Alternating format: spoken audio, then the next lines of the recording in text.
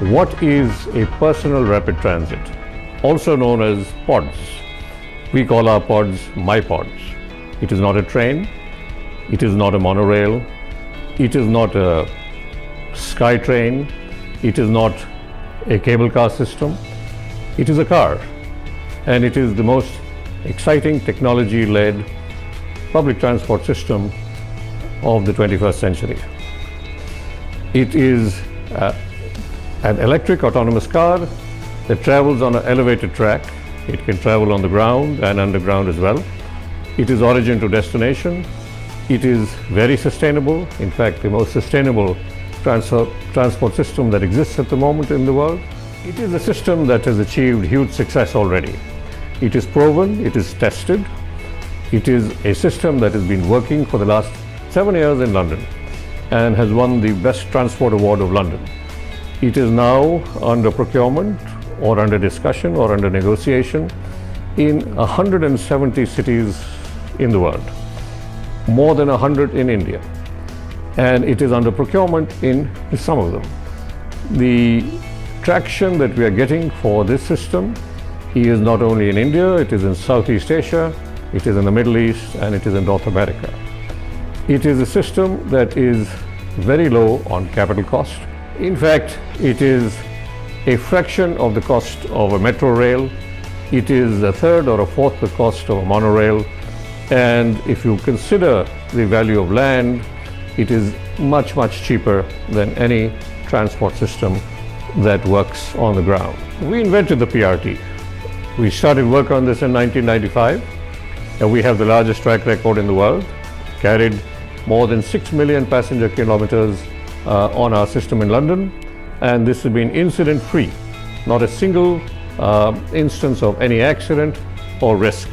It is a safe system that avoids conflict with any other transport system because it is elevated. A very important aspect is the time it takes to complete your journey from origin to destination. You pick your destination on a screen at your starting point, and the car is usually waiting for you or will be with you within 10 seconds, and it will take you straight to your destination. So a journey of typically 1 hour will be completed in less than 15 minutes because it travels at 50 to 60 kilometers per hour average speed, as opposed to anything between 10 to 20 kilometers that any other transport system travels as an operating speed or the traffic on the road. It is safe because it has no conflict with any other system or any other transport. There is no red lights, there is no zebra crossings, there is no roundabouts, there is no stopping. In my view, PRT removes what I call the anxiety of mobility. If anybody has to go the next day or the next day, they start planning the journey today about what time they'll leave the house, what time they'll reach the office or place of work, how long they will have to walk to a metro station or a bus stop, or how long it will take to park a car. In the case of PRT, all that anxiety of mobility is removed. You can read in the car, you can watch a movie in the car, you can meditate in a car, you can sleep in the car. It is not a stressful journey at all like any other transport system that exists at the moment. PRT solves one of the most serious problems in cities today, that of pollution. PRT has no emission. It can run on any sustainable source of energy, and therefore it improves air quality of any city where it is implemented. It is also sustainable because it prevents accidents. We unfortunately kill 150,000 people every year on the roads in India, out of which 17,000 are children. This is the largest killer in India and actually in the world, because this is more casualties than any war, terrorism or crime. I would like to talk a little bit about the cost effectiveness of PRT. On a per kilometer basis or a per passenger kilometer basis or any other matrix that you want to use, it is cheaper than any other transport option that is available today. Capital cost ranges from anywhere from 40 to 60 crores per kilometer, as opposed to much more than 100 crores for any other transport system. In fact, if you go for underground systems, it can go up to 400, 500 crores per kilometer. Even in terms of operating costs, it is the cheapest because it operates only when there is a demand. It is a transport waiting for you, not you waiting for a scheduled transport, which will have to operate even if there's only one passenger in the train or in the metro or in the bus. So therefore the energy consumed per passenger is much, much less. In fact, it is a third of the energy consumed in any other transport system. And because it is much less staffed than any other system, it is very inexpensive in terms of operating cost. What does that translate into? Translates into cheaper fares. Fares will be cheaper than what is typically charged by auto rickshaws, much, much less than taxis, much less than the systems like Uber and Ola, or even a chartered bus.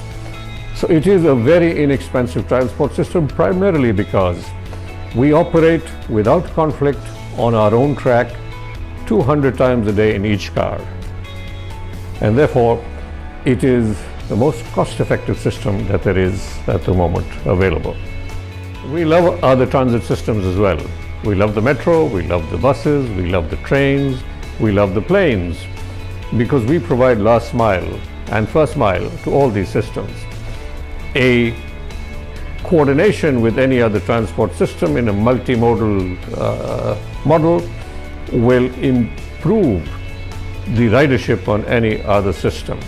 In some of the cities in India, as per a study that we have conducted, we could improve the ridership on a metro by about 30%, thereby making metro systems in the cities far more viable financially.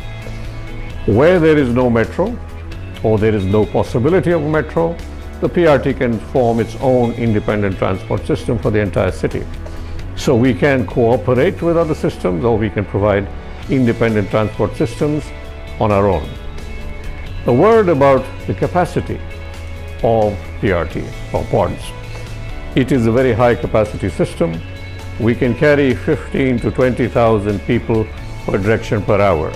So it is not a small system, it is a major transport system that need not compete with other systems, but it will be a cooperative option with other systems. Most cities in the world are very, very crowded.